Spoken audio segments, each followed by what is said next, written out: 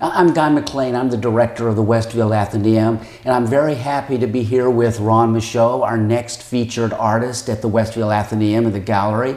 We're in his wonderful, very beautiful studio today to take a look at his art as a preview of the upcoming exhibit. That exhibit starts on September 3rd and runs through November 15th. So we're really excited to be here today to talk with Ron about the art.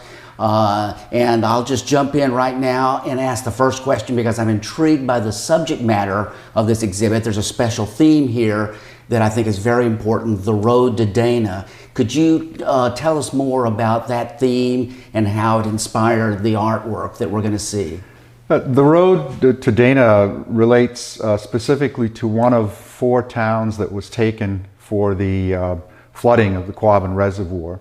And it's the only one of the 4 towns whose town common still remains above the water line to this date. Years ago, my wife and then young son and I walked down this road from the east side of the Quabbin and encountered all of these various places along the way.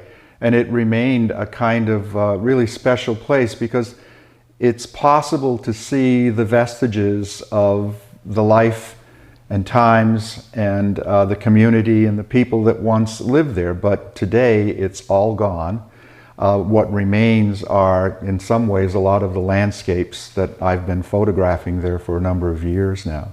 And it's interesting, you know, I know because I talked to a lot of historians at various times, and I know there's still a lot of interest in the life of these communities that existed. There's still people today who are very intrigued by the history of these people. So it seems to me that what makes this theme especially poignant is that we're talking about whole communities where people live their lives and they're gone now. I just find that intriguing. Well, that was the same thing with me at the time. I mean, I had been to the Quabbin a number of times, but had never really been moved quite so much as I was on that first trip down that road and then subsequent trips as well.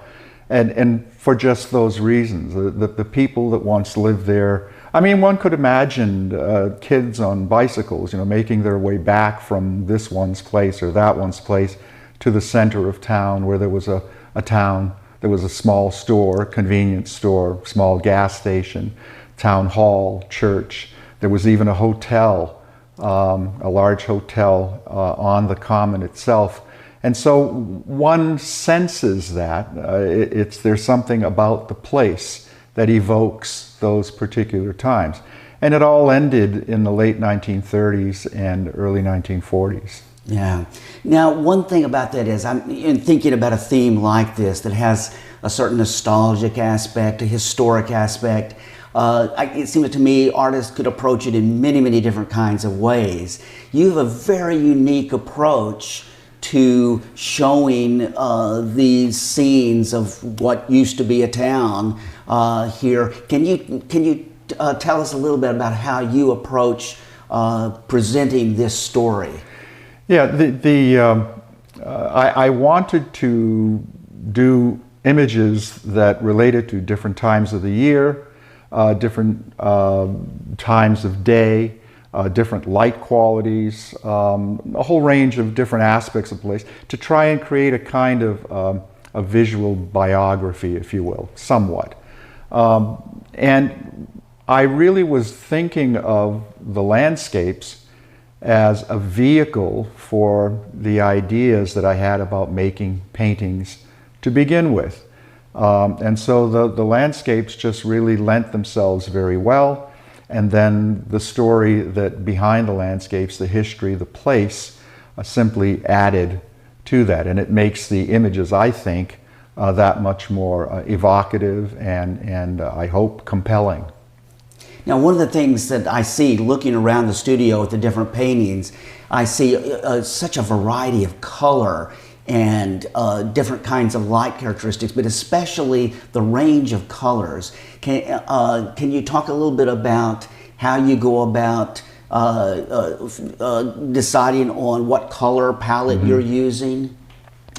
Well, one of the things that first intrigued me about the color was that I was always interested in how few colors we actually require in order to discern or decode or essentially work out the world around us. And so I brought a lot of these images into a computer system and kept continually reducing the colors to see if I could reach a threshold where the images were no longer discernible because there were simply too few colors, and that the brain was simply not recognizing the natural world, as it were. And the number that I settled on was 16. So I started working with 16 discrete hues for each of the paintings, and it's different for every one of the paintings, but those 16 hues are manipulated over and over again until I arrive at just the right hue, saturation, and value, so that I've got the palette that I'm able to use throughout the painting. And then when a color is used in one section of the painting, it's interacting with the other, presumably 15 or sometimes only 3 or 4 other colors, whereas in a different part of the painting, it's interacting with other colors and in different amounts. And so those combinations of things essentially produce what the eye recognizes, and the brain says, I recognize that as a landscape. Yeah, it's almost like the different little dashes of color relate to the colors around them, and that changes the quality of that. The color may not be any different from this side of the painting to that That's side, right. Yeah. but yet they take on a different look to us in our brains because of how it relates to the colors around it. Would you say that's a fair assessment? Absolutely. Color influences color. And when we place one color in one section that is being influenced by other colors, it appears different than it does on its own against a singular background, or as an interaction with other colors in a different part of the image. Yes, and I'm getting the impression, I think a lot of people might see these paintings and just feel like, oh, you just dash little dots of color there and call it a day, but really, you've really thought this process through in a very scientific way, really, as well as a creative way. Would you say that's accurate? Well, again, a lot of the work before the painting is actually done, a lot of the work takes place with a computer where I'm able to manipulate individual colors. I'm able to change colors, modify them, make a green more yellow, make a yellow more green, make it darker, make it bluer, make it redder, and change things around because it's going to be used in so many different places on an individual canvas. It has to have a lot of mileage built in. Otherwise, it simply doesn't work as effectively. And so I arrive eventually at a set of hues that work really well together, and then produce a fairly compelling image. I find these paintings fascinating here. I love this painting and how the road goes into the woods and everything, and I love the color scheme, but here we are talking about the different color combinations. Let's move to another painting just to show how they vary. And I love this painting over here, so let's move to this painting over here. Now, here's another example of one of your works working on this theme, but it's so different. The colors are so different here. Tell me a little bit about how you got to this point with these colors, which are very different than the first painting we were looking at. Well, a lot of it depends on the location itself, and again, time of day, certainly time of year. This is a very different time of the year.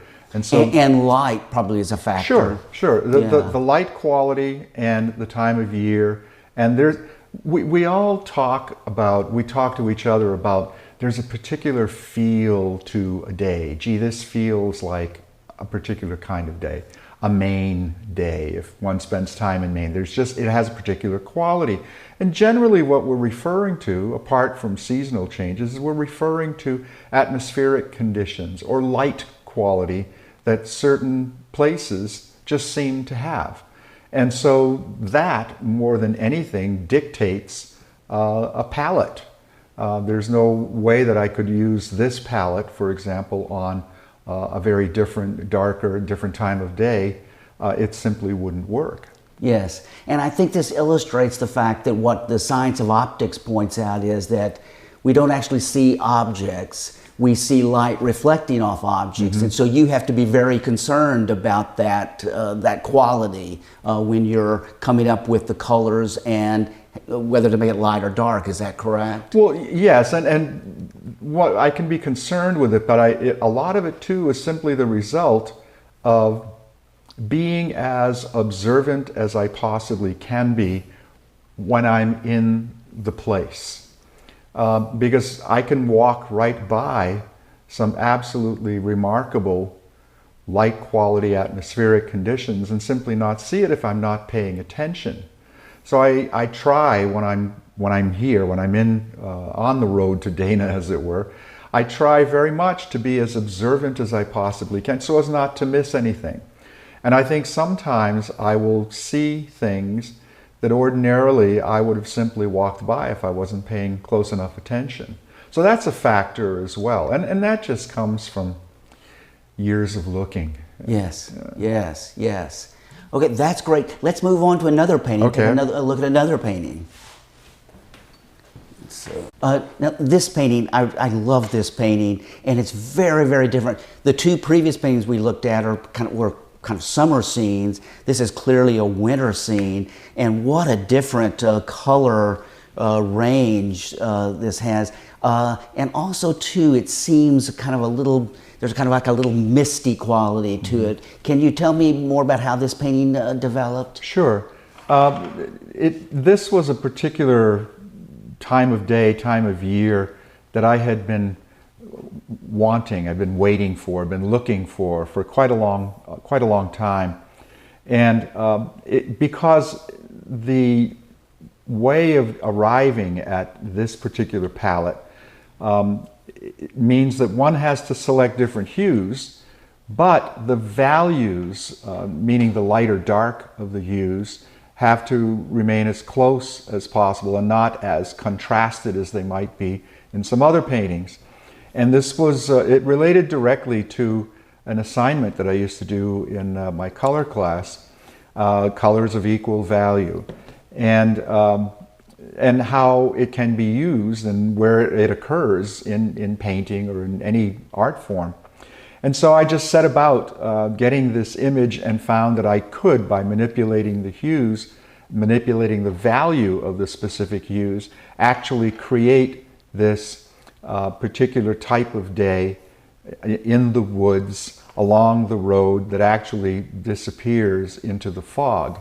And again, the palette is dictated by the location, the time of day, the light quality, all of these other factors, but it lent itself to that particular assignment that I had given my students for years, and I was always curious about doing something like that myself. Yes, yes. Now, when I first saw this painting, obviously I noticed the white and some of the darker, the trees, the trunks of the trees, and then a little bit of these orange colors down here. But what intrigues me is a winter scene like this, there are greens in here. I mean, I just find that fascinating that it has that. I would have never thought that that color would be in this painting.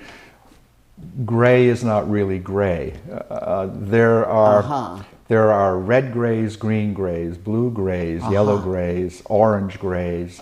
Again, if one observes carefully enough, one begins to see the colors that are there, and one can manipulate them in an image. But if one reaches too quickly for, that's gray, if I simply make a bunch of grays, it will look just fine. You'll have a facsimile, but you won't necessarily have the particular quality that the brain is accustomed to seeing and feeling when you walk down a road like this at a particular time of day during this time of year. After a snowfall, it was fairly damp, and hence the fog. That doesn't arrive by simply producing grays. I mean, there are all those subtleties in the grays that are required. Very interesting, very interesting. Now, you mentioned a class so the ideas for this painting came out of the class, one of your classes. Tell us more about this, because I know you've had a career teaching art. Tell us a little bit about that background. Well, I taught at then Westfield State College, now Westfield State University. I taught there for 15 years. And taught color theory while I was there. And then I went to the University of Massachusetts in Amherst and taught there for 20 years, where again I taught color theory along with painting and drawing classes. But in the course of teaching those color classes, I mean, it naturally came about as a result of my interest in color right out of graduate school. So that I was always interested and fascinated with color and color research and color theories and ways of presenting the information such that it could be useful to artists who were making their way through art programs. Did you have a teacher who was into color theory themselves, and you got a lot of ideas? Yeah, and where did you go to school? Well, interestingly enough, I went to school at the University of Massachusetts and got my BFA there, and came back some years later and got my graduate degree there as well. The irony is that I had a lot of really wonderful teachers. One in particular who was interested in color was a painter named John Roy. And John and I used to spend a lot of time talking about color. He had not developed the color class at the university while I was there. It was only sometime after I left that he had developed that class. And on my own at Westfield State College, I developed a color class, and then it was fashioned after color classes that existed at other institutions. So I didn't invent this out of whole cloth. But and so when I went to the university and reconnected with John, well, we had all of this color information to talk about from years of just interest in the field. Now I'm intrigued too, because I know artists go through different phases and styles evolve and change and this sort of thing. Have you always painted this way, or were there differences in your earlier styles? If I were to take out paintings that I did in the 70s and 80s, they would not be recognizable at all. I did abstract paintings related to color again, but they were hard edge abstractions. Some of the artists that I emulated or admired back then were artists straight out of the color of the 60s. Kenneth Noland, Ad Reinhardt, Rothko. Chuck Close. Chuck Close, Chuck Close was an influence. And Chuck, while I was an undergraduate at the university, taught there for a year or two. Oh, I didn't realize that he taught at UMass at one time. He did, and before he left to go to New York. So there are a lot of these influences, but again, the interest that sustained me throughout all of that time was the interest in color. And I think that's interesting. Artists can their paintings on the surface basically can change quite radically, but many times they're thinking in terms of some of the same kind, some of the obsessions that a particular artist has may manifest themselves in very different styles at different stages in their career. And so it sounds like to me that you were working on a lot of the same themes, but they came out in different ways. And I think that's fascinating. That you can have such a range of styles coming from one particular interest. I have to interject a little story with another, a very dear friend, Hanlon Davies, who taught at the university. And Hanlon and I used to go into the city a lot, day trips, and we would get museum feet at the end of the day. We'd stomp around museums and galleries. And on the ride back, we would talk about what we had seen. And on one of these rides, I remember saying to him, I said, you know, there are times when I just want to make a small Dutch landscape. And I was just musing, and he very quickly turned and said, well, you should. And I never really thought that I could, given the abstract background that I came from. So it took a while for me to finally get to the point where I allowed myself to make the paintings that I wanted to make, but it came out of that earlier work. Now, they're not small Dutch landscapes, yes, but there's some of that same drive to just make what I want to make. I wanted to make these paintings, and so I did. I noticed there's a painting behind this painting that I really like. I'd like to look at that painting and talk a little bit about that one. Sure. So maybe we can switch gears and get that painting out. Yeah, this painting, I just am intrigued by this painting. I really like this painting, and this is a little different than the other paintings. Most of the paintings that we've looked at so far, you know, of course, very much a part of the theme, the road to Dana. This one's a little different in that there's not a visible road. I'm assuming the road is somewhere close by here. But I like what you did with this painting. This is an old rock fence. It must be left as almost like a ruins of houses or something that were in the area this time. Can you talk about this, because I think this is very unique and a little different than the other paintings. Well, this painting has the title The Vaughan Home. And the Vaughan family had a house just in front of a large tree in the middle background here. And the road to Dana comes up from the right, and the view just beyond the tree is the house faced right on Dana Common, the center of town. And the story goes that Mr. Vaughan and his son built this wall as a retaining wall. The house was up above, and it's not part of a foundation. But they brought in riverstone, again before the Quabbin was flooded, the swift river that ran in the valley. Right. They were able to bring all riverstone up, and then they built this wall. The stones are all kind of fist-size, rounded stones, and they just made this really beautiful wall. When the MDC at the time, the Massachusetts District Commission that oversaw the taking of the Quabbin lands, when they came across the wall, they just left it. They decided it didn't need to be raised. And there is a road along here in the foreground that runs from the common to a back field, and there was another house back there. This was the Cooley Road. And just to the left in this painting was the convenience store that was on the common, where again, that particular quality, this is a late afternoon, early evening, that magic light. One can imagine kids having gone down to that store, come back, sat on this wall for a little while before heading home before dark. So it, for me anyway, it evokes those particular qualities.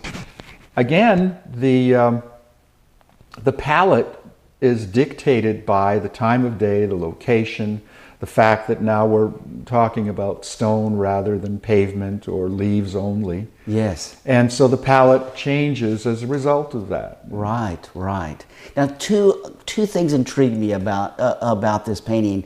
Number one, this house was basically in the center of town at that time, and yet now it seems like it's in the middle of the woods with just this fence, this wall, that's all that's left of that. So it's almost like an ancient ruin. So that's one thing. Also, too, I'm intrigued with the fact that because, of course, this wall was is a very important part of this painting. I'm intrigued. You put it off to the side. You didn't put it in the center.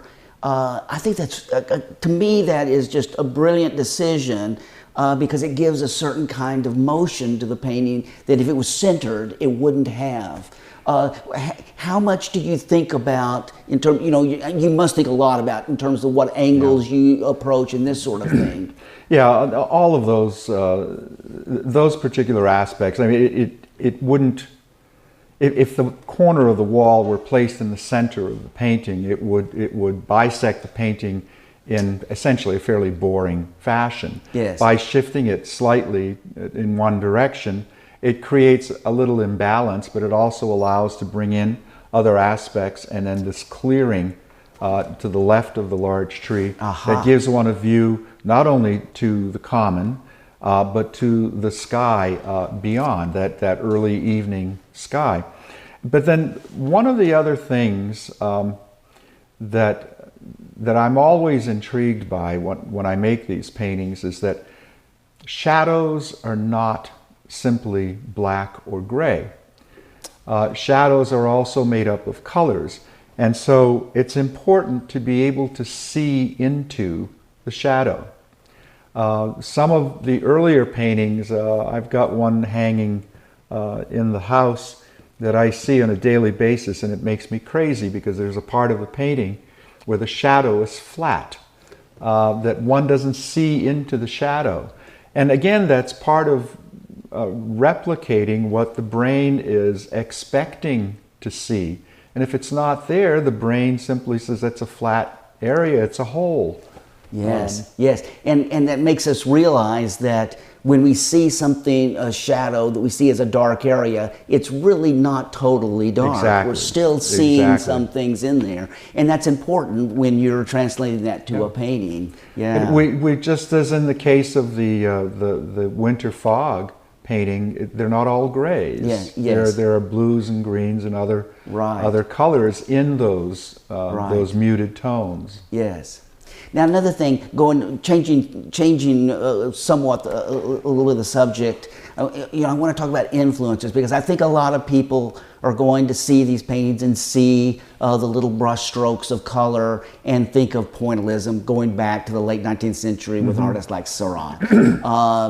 Can you talk a little bit about how was the early pointillist was that style somewhat of an influence, or were there other influences in terms of the pointillistic aspect that you think are important to point out? Yeah, no. I think the resemblance, if you will, to pointillism comes from just the individual dashes or dots or smears, whatever one wants to call them, of color.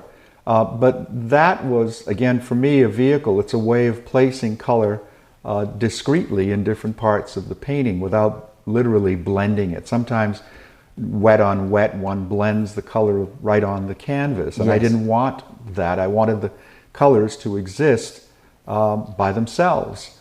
And so I don't see them as related to pointillism as much as I do related to, say, more contemporary or modern color theory into color interactions. The pointillists were much more concerned. I mean, they were concerned with color theory as well. There were historians and scientists at the time who were developing color theories, and it was an influence on their work. But they had developed mathematical ways of placing color and separately, so that it wasn't, in some cases, colors were not even in, they were simply adjacent to it. They weren't even touching each other on a canvas. So they in some cases they were juxtaposed, in some other cases they weren't. That's not as much of a concern to me. I'm concerned more with placing the color so that it has an environment and it interacts. And that in that environment it's interacting differently here than it is here, though the same color may be contained in both places. Now this has been intriguing, and it's been so wonderful looking at the range of paintings here. I'm so excited about the exhibit.